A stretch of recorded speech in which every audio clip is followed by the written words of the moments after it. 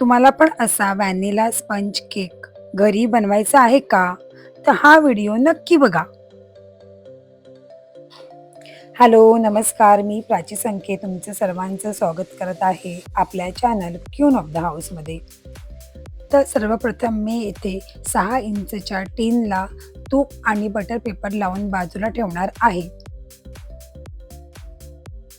आता एका भांड्यात 1 वाटी मैदा, अर्धी वाटी मिल्क पावडर, अर्धी वाटी sugar powder, 1 tablespoon baking powder आणि अर्धा टेबलस्पून बेकिंग सोडा घेऊन नीट चाळून घ्यायचा आहे.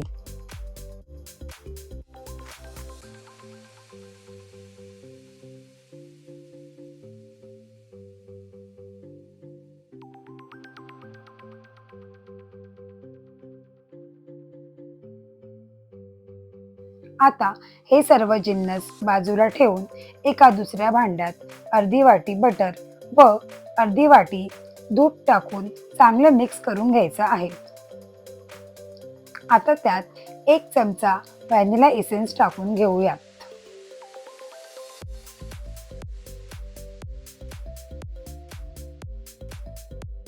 आता यात आपण चाळून ठेवलेले सुके जिन्नस एक चमचा टाकत मिक्स करत जायचं आहे.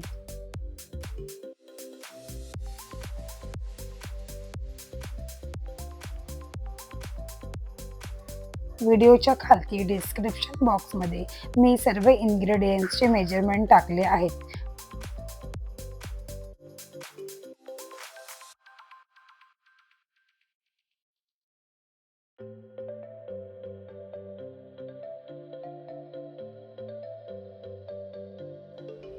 आता पुन्हा राहिलेलं अर्धी वाटी दूध यात टाकून घेऊयात.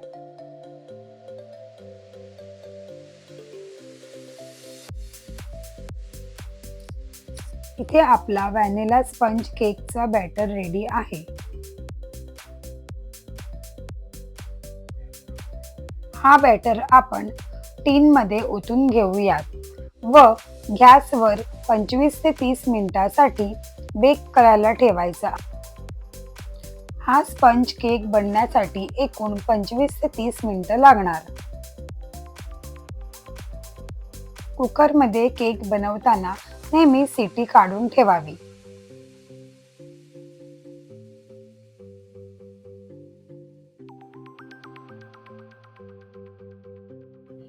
वाव, किती छान केक बनला आहे.